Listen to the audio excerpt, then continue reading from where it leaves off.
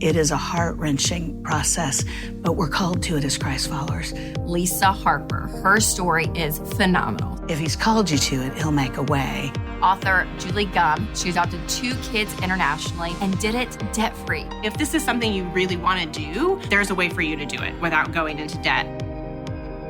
Hey guys, welcome to another episode of the Rachel Cruze Show podcast. I am so glad that you're here. Now, for several months now, my team and I have been wanting to do an episode on this topic because we have seen it pop up so many times in our Facebook group. And the topic is adoption. Yes, I'm so excited about this because I love the heart behind adoption. I mean, I think it is amazing.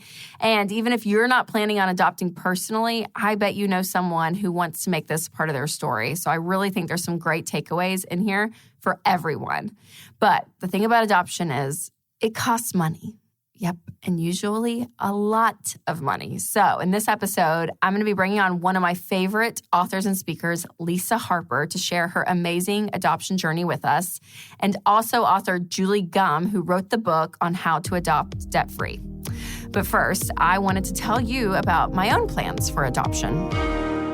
Listen, adoption is a very personal choice, and I think that some people have a deep conviction and call on their life to do it, which is incredible, and some people don't, and neither one is right or wrong. But for me, as a believer, I know a part of our job is to take care of widows and orphans, and there's so many ways to do that. So for Winston and I, we have a goal in the next 10 years that we would actually love to pay for someone's adoption. And that's our 10-year goal, is to be able to do that for someone, which is just so amazing to think about. And I think that it's fun because I'm like, that could be a reality for us to be able to bless another family because of the money habits that we are doing today, like day in and day out. We're being intentional with our money, which includes our monthly budget. Thank you, every dollar. But also on top of that adoption goal that we have, we attend a church that one of their main missions is foster care. I didn't know a ton about foster care, but the more they talk about it, the more enlightened I am in the subject, where it's crazy, you guys. In the U.S., there's over 100,000 kids in the foster care system who are ready to be adopted. Listen, there are so many problems in our world and our country that it seems like it's impossible to fix because it takes so much bureaucracy and laws and like all this stuff. But foster care, like this is something that really can be solved. Now, if you can't open up your home to a child, there are so many other ways, though, that we can support foster and adopted families. Things like babysitting, rides, meals, even helping out with laundry and household chores. Again, I know this is a really big topic. So whether you're interested in adopting locally or internationally, I want you guys to hear from someone who has walked through the international adoption process. You may be familiar with her. She's incredible. Again, one of my favorite authors and speakers, Lisa Harper. Her story is phenomenal. So check it out. Lisa, thanks for coming on. Oh, I'm so tickled you had me. I was excited fun. just to see you. Oh, well, I know you like travel the world. You're like preaching the gospel, doing great things. But part of your story that I love is that you're an adopted mama. And so, yes, so your story's incredible, and I'm familiar with it. But for those people that aren't, tell me a little bit just about the adoption, your adoption story. Well, let me go back to because it's kind of tale of two cities, best of times and worst of times. Worst of times is I was hot mess on a stick when I was younger, kind of looking for love in all the wrong places. So didn't get married because I was attracted to yahoos. And then the few good guys I dated, God protected them from me because I was such a mess. And then suddenly, I found myself in my 40s and went, oh, gosh, I always thought I would be a mom. Mm-hmm. But there are consequences to sin. I had so many toxic relationships. And so I didn't think I'd get to be a mom. And then I had several different people in my life who spoke in my life about adoption, not saying you should adopt. I just kept hearing that theme. And when you feel like, okay, Lord, you've even put it on refrigerator magnets, like maybe this is something I should pray about. It's constant. It's always exactly. And so I didn't think, I'm pretty conservative theologically, I didn't think I had the right to be a mom. Mm-hmm. Because of some of my sin in the past, but also the fact that I was single and older. So I prayed about it a lot, met with a ton of people about it. I'm job security for my counselor, talked to her about it. And then I thought, there's 147 million-ish orphans in the world as we know it today. And best case scenario, in my opinion, a child gets a mom and a dad. But there are millions and millions and millions of kids who will die before infancy in third world countries, orphanages, age out in foster care in the States. And so I just began to kind of put out some feelers and say, if there's a child who doesn't have a shot, or a good chance at a mom and a dad, then maybe a fluffy single mom in Tennessee would be a better option. Started praying about it, and through just a series of miracles, first of all, I lost 2 adoption attempts that were just heart-wrenching. Is that rather common in the adoption process? Very common. Yeah, you hear that. Very common. And then a friend called me and said, I had just lost an adoption 2 weeks before, was grieving, felt like my heart was, on the interstate, had been hit by trucks. And she said, Lisa, I know you're still grieving the loss of you've been through. She knew the child's name. It was at the 11th hour. It was right before I was supposed to bring the baby home. And she said, but I just got home from Haiti. And while I was in Haiti, one of the young moms in the village I was visiting died of AIDS, undiagnosed AIDS. And she left behind a 2.5-year-old who has HIV and tuberculosis and cholera and a host of other issues. And the doctors are saying this baby won't live. She was 2 years old at the time, for 2 months. If somebody, really anybody, doesn't stand in the gap for her. And she said, while we were in the hospital, God just put your name in my heart. And she said, would you be willing to pray about this? And I said, nope. I said, I've been praying about this for 30 years. Sign me up. And then I got off the phone and said a word that wasn't in the Bible.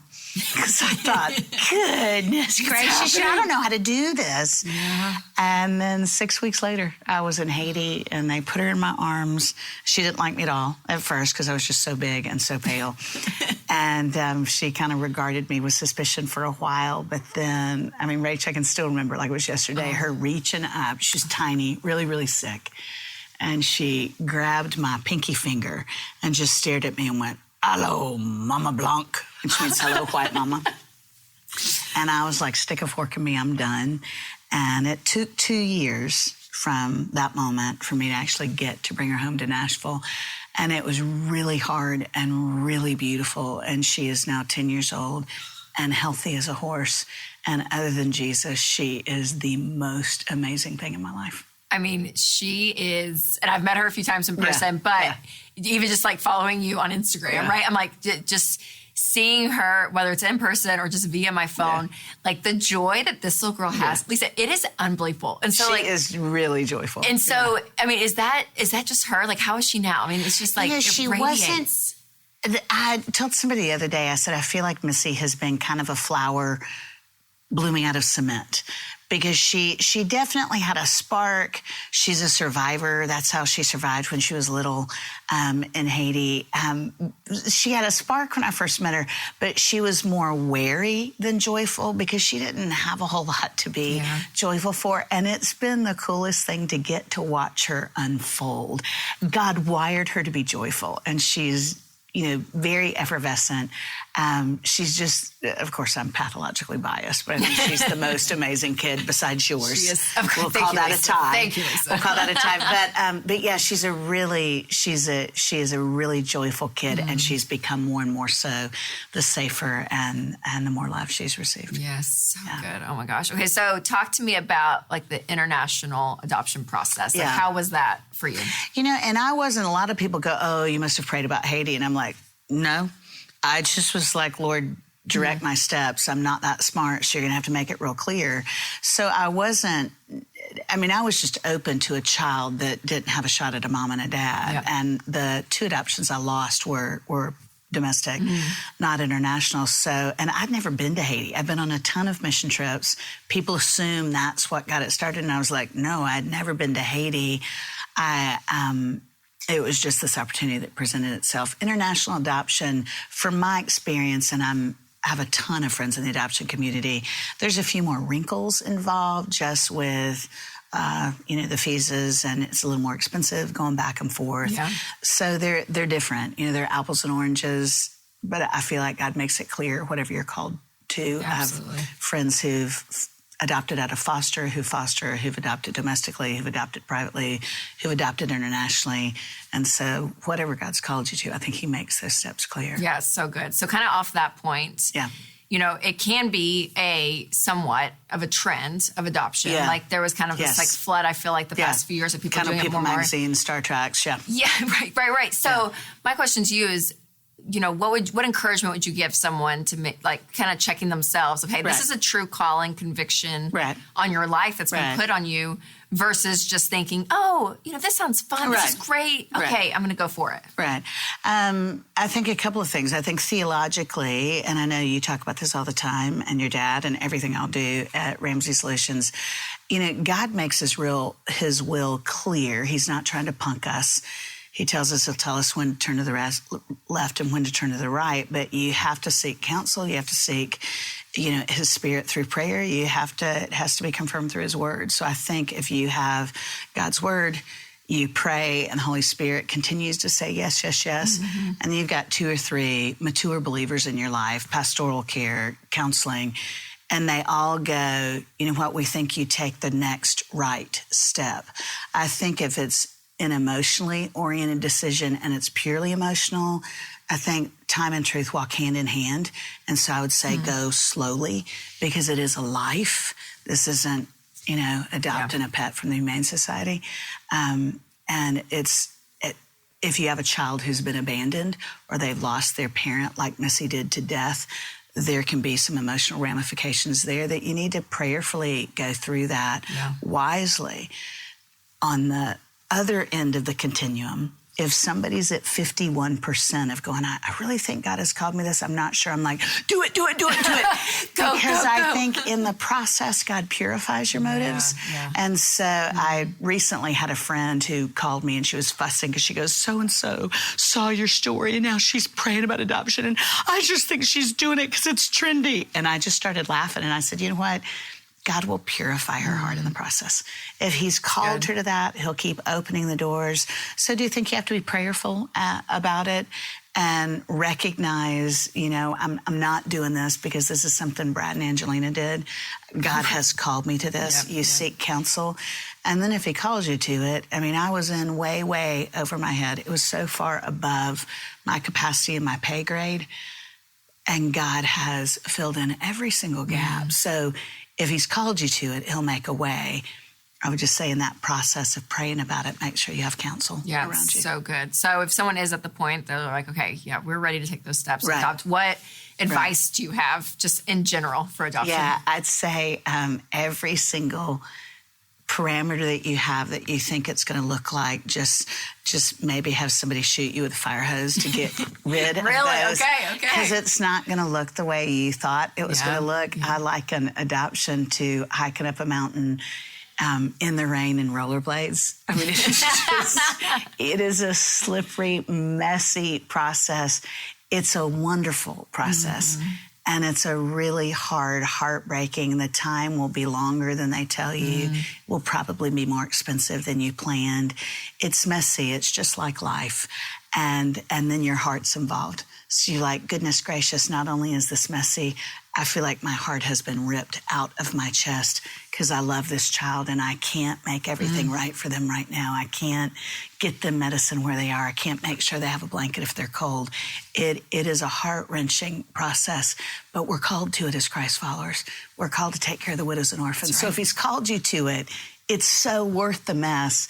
Just don't think it's going to be neat and tidy. You can't wrap an acrostic around it. Just so good, because I feel like sometimes you can get this picture, you see someone, you're like, oh, look, it's adoption and it looks so great, but there are the hard times, right? And even you just saying that, like, I hadn't even thought of that, but I'm like, when you have that child in another country, you have no control over what's happening in that moment. And it has to be heart-wrenching. When I left Missy, she was in a village being raised by a great aunt, which is fabulous because she had a maternal bond with a great aunt.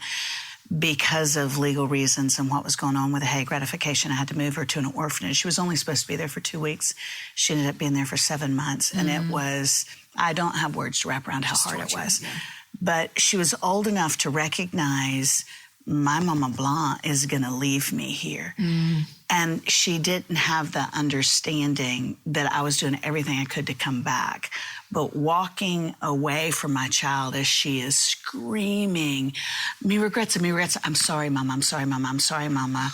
Realizing as this beautiful, precious, 3.5-year-old little girl who thinks she's done something wrong. And that's why I'm leaving her as a woman who struggled with shame myself to go, Lord, I don't even know how to do this. I don't know how to do this.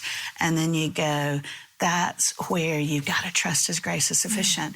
And he has loved my kids so well. We may have issues later on. Thus far, we did a lot of counseling when I first brought her home, and finally the counselor said, Missy is fine. You need to continue the counseling. That Missy's fine. The orphan baby. That's right. That's right. You need a little more help. The kid's fine. She doesn't have any abandonment issues. So, I think you just know going into it, God is big enough for this. So good. I'm not, so I'm going to continually stay desperate to Jesus. And because he's a redeemer and a life giver, there's going to be redemption in this story. Yeah, absolutely. Yeah. And there's hope. There's always hope. Do you know what I mean? Yeah. There's always hope. Yeah. So you touched on this a little bit at the beginning, but I do want to circle back. So for women out there who are single and they're starting to feel this pull, that's right. like you were talking about, like how was that in general? Just adopting it, like how were people in your life? Were you encouraged? Like what did that look like as a single woman? It was, Rachel, I can say it can be real polarizing. Yeah. But it's hard. And then there is the logistical hardness of there's nobody else at home with Missy and I. So sometimes I'm like, golly jeepers, what I wouldn't give for a dad to come in and at least, help me in this, but also to love her so well, where I'm a mom, I'm not a dad. That's where I go, he's a father to the fatherless and husband to the husbandless.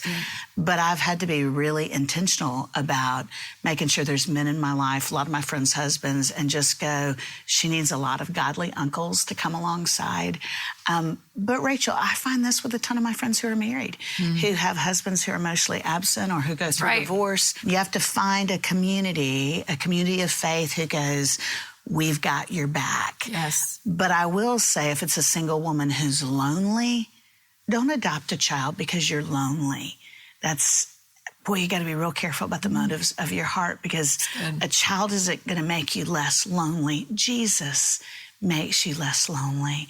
You adopt a child because God has called you to that, and you're called to love that image bearer in a way that they ultimately run toward Jesus and leave you, because that's normal. Yes, right. And so I don't want Missy in my house at 30. I want her married with kids and, doing all the things that God has called her to do. So I'd say, just again, you check the motives of your heart. Yeah. And my motives weren't perfect by any means. God did, I feel like, kind of scrape me over hot coals to clean off the most impure stuff. And it's been glorious. It has not been easy. So good. The motive part is so wise, because I'm like, you can plug that into anything, right? Absolutely. Don't get married because you're lonely. Don't spend money because you're lonely. All of it goes back to that carbs. place. Eat carbs because you're lonely, which is one of my favorite go-tos. I love it all. That's so wise, Lisa. So wise. Okay, so we've talked a little bit about the hardship of it. Okay, what has been unexpected in such a great way through Missy? Really, the topography of my heart has changed being her mom. I'm not saying she's perfect. She's pretty close to it. She wears me slap out, real strong spirit, tenderhearted, but it's just glorious. When you see this kid that God had set his favor on, and she was going to die, and now she is just vibrant and full of joy, you go, the gospel's true, the gospel's true, the gospel's true. So every day is fun. I get tired, I'm older than I used to be. There's just life stuff, but most of it is glorious. We really have fun. So good. Well, you are just such a shining bright light. Like whatever room you walk into, ever since I've known you, I'm just like, thank you. You are just an attractive person, and you're raising, obviously, one of the sweetest little girls in the whole world. I totally believe in arranged marriage, so I know, that's right. Now. I know. Well, listen, I'd love for her to be a Cruze baby. They could but train them up in the way they should go, Rachel. That's right. I think the pairing could really happen. Yeah. Lisa, thanks for coming on. Thank you for sharing your having heart in this. It's such a huge topic, and I know we can only just scratch the surface on the show. I'm so glad you're addressing it. So glad, because it needs to be under this canopy. So I'm so glad y'all are doing that. Well, thank you. Well, thanks for coming on. Yeah, always good to see you. Love it. Thank you. Wasn't Lisa great? Seriously, her story is incredible, and I love her so much. She's like one of those people I could be around all day. Now, if you want to adopt or you know someone who wants to adopt, I've said it before and I'll say it again. It can be really expensive. But the cool thing is you can do it debt-free. So I'm really excited about our next guest, Julie Gumm. She adopted 2 kids internationally and did it debt-free. She wrote a whole book about it and has some really practical tips for you. Julie, thanks so much for being here. It is such an honor. Thank you. Yes, well, you have such an incredible story. I love everything that I've heard so far. But for those people watching that don't know exactly your story, tell us a little bit about your family dynamic today. Okay. And what made you guys want to adopt. Okay. Well, my husband and I are high school sweethearts. So we've been married almost 26 years. And we have 4 children. So I used to say we have 4 teenagers, but one of them turned 20 this year. So I can't say that anymore. Wow, yeah. So 4 kids ages 20, 19, 18, and 16. And so 2 of them are biological children and 2 of them are adopted siblings from Ethiopia that we adopted 10 years ago in 2008. So 2 boys, 2 girls, 2 adopted, 2 biological. Yeah. Okay, so in 2008, what were the ages of all the kids?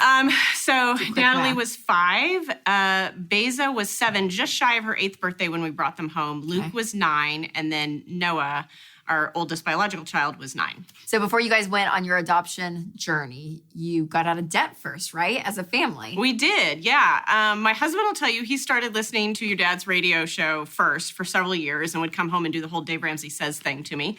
But really in 2000, we went to a live event together at a church and when we were living in Arizona. And that was what really got us on the same page together. We got excited about getting out of debt. We kind of went gangbusters at it. We paid off our credit cards, our student loans, sold a car, got out of all of that debt in a relatively short period. And then actually kind of worked our way towards paying off our house rather quickly. Okay. There was kind of some unique circumstances. And so we were paying off our house right around the time that we decided to adopt.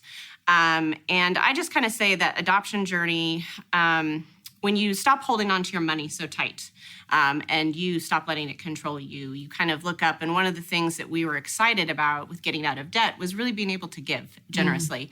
And so during that time, God kind of just opened our eyes to the world around us.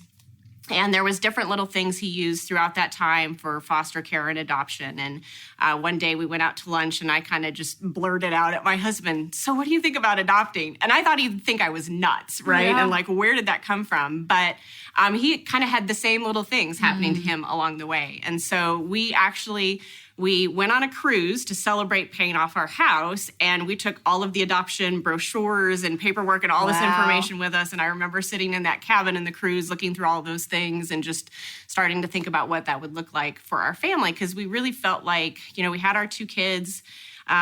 We at one point thought we were done. Family's done, 2 is good. And God just kind of said, maybe not. Maybe there's still, your part of your family is still missing. And so, so those 2 journeys are kind of really interestingly intertwined for sure. Together, yes. Yeah. And then you guys did it, in an incredible way because you did it debt-free. We to did. the point that you wrote a book, You Can Adopt Without Debts. Yes. Which is so good and so helpful. So this whole episode, we're talking about adoption, a little bit about foster care. Because it's on the heart of a lot of people. Right. And I think even in the last and correct me if I'm wrong, but even 20 years of just the exposure with social media and how we're just so much more connected as a world. Absolutely. You just see the need, and I think people's hearts have just grown even more. And so the biggest problem, though, I hear with people is it's just so expensive. It's just so expensive. And so expensive. And that's why I wrote the book, because Yes. literally I would talk to people and they go, "Oh, that's so neat, but I could never do that because I could never afford it. I've thought about it, but I could never afford it." And so I had a friend that was urging me to write our adoption story. And I'm like, well, there's nothing really special about our adoption story, per se. And she's like, yes, there is. And so that was really it. People coming with that question. And for me to say, okay, if this is something you really want to do, then there's a way for you to do it without going into debt and without, taking out huge loans or emptying your whole savings account or any of those sort of things. So let's talk about that. So what are kind of the practical Okay. things that you guys did? Things like people can apply to their life today if they want to start this journey, but do it without going into debt. Yeah, absolutely. Well, the first thing I would say, too, is looking at the different kinds of adoption. Some people, maybe you have infertility issues, and so you really want a newborn baby, and that's important to you. Other people are really drawn to international adoption, and we were for sure. And then other people, foster care. So the number one easiest way to adopt without debt is to adopt from foster care because it literally will cost you nothing. I mean, I've talked to some people, they're like, oh, we paid like $300 or a couple hundred here or there. But adopting from foster care, virtually everything is paid. In a lot of states, the kids still get like state health care insurance until they're 18. Wow. Some states give them college benefits and free tuition. And so that's definitely an option that a lot of people have pursued. And there's, I don't know, it's in the 6 figures of number of kids in the U.S. right now that can be adopted. Through foster care. Yes. Yeah. So there's websites, just Google it. It's super easy to find the information. And then private domestic adoption, again, that can happen several different ways, attorneys, adoption agencies, but that can range anywhere from $10,000 to $40,000, depending on where you go. And international adoption, again, you're probably looking at $20,000, $25,000, $40,000, some in excess of that. A lot of that is travel costs. Sometimes some countries you have to go 2 different times. Yes. And really international adoption is getting a lot more difficult these days. There's a lot of countries that have shut down. And so so there's some nuances to that too. Yeah, there's some barriers coming out. There are, yeah. And some of it's good. They want to make sure that the adoptions are happening ethically and that sort of stuff. And so we definitely want that too. So the price itself changes obviously with which type you go through. Right. So how did you guys do it debt-free and how do people do it debt-free? Like what's in the book, Julie? Give us the secrets. Well, I actually wish I had written the book before I adopted because I learned a lot through the process of writing the book that I thought, wow, I wish I had known that. We did do some fundraising, which we can talk about, but I, at the time, was doing a lot of freelance work, web design, that sort of stuff. Just when people came to me, we probably paid for about $10,000 to $12,000 of our adoption fees with just freelance jobs. Just extra work, coming in. Extra work, is. yeah. My husband was selling stuff on eBay.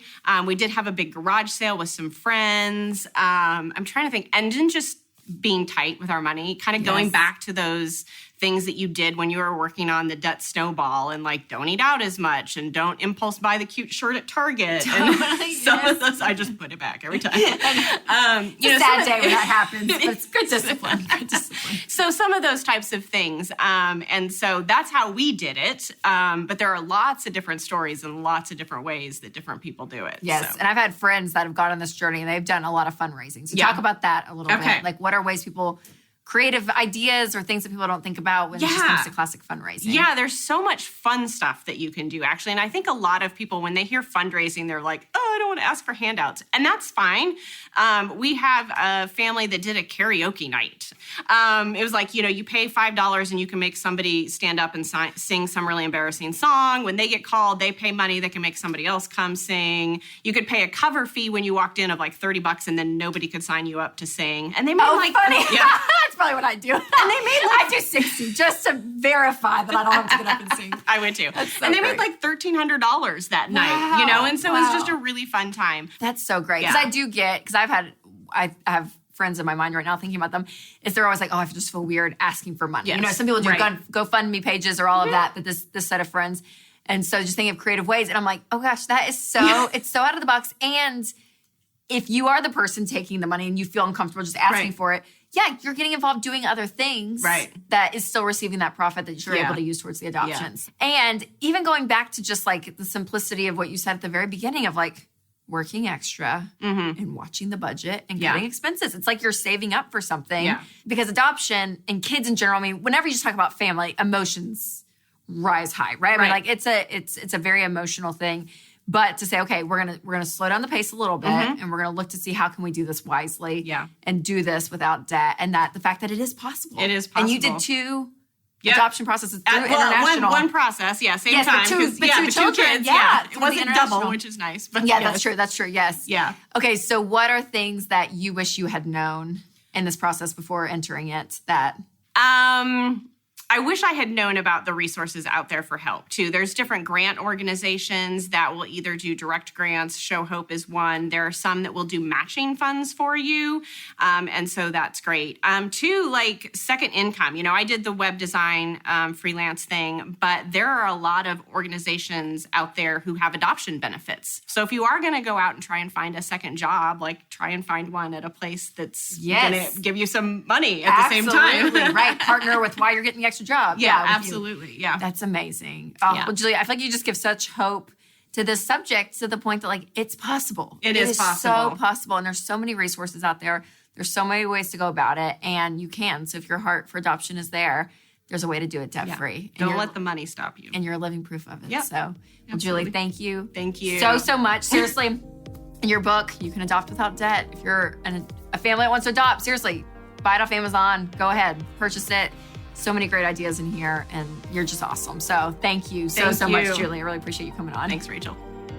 Oh, this was such an inspiring episode. And again, adoption and fostering, it's such a personal choice. So if it's not you personally adopting or fostering, find someone who is, and just get involved and support someone in your life, because again, this is such a huge topic. Thanks again to Lisa and Julie for coming on. I just love them. And if you're thinking about adopting yourself, I've made something special for this episode. So click the link in the show notes to get my debt-free adoption tracker. This will help you stay motivated as you use some of those creative ideas that Julie gave us and save up for your adoption. And anything else we talked about in the show will be in the show notes as well. Now, if you've not subscribed to this podcast, make sure you do that. And if the Spirit leads, you can leave a review. And as always, make sure you take control of your money and create a life you love. So if you guys enjoyed this podcast, we have more from the Ramsey Network, like The Ken Coleman Show. According to a recent Gallup poll, nearly 70% of Americans are disengaged at work. If you dread going into work every Monday morning and you're just trying to make it to the weekend, The Ken Coleman Show is for you. Everyone has a sweet spot. Your sweet spot is at the intersection of your greatest talent and greatest passion. We will help you discover what it is you were born to do, and then we'll help you create a plan to make your dream job a reality. You matter, and you have what it takes. Join the conversation on The Ken Coleman Show. To hear full episodes, just search Ken Coleman wherever you listen to podcasts or go to kencolemanshow.com.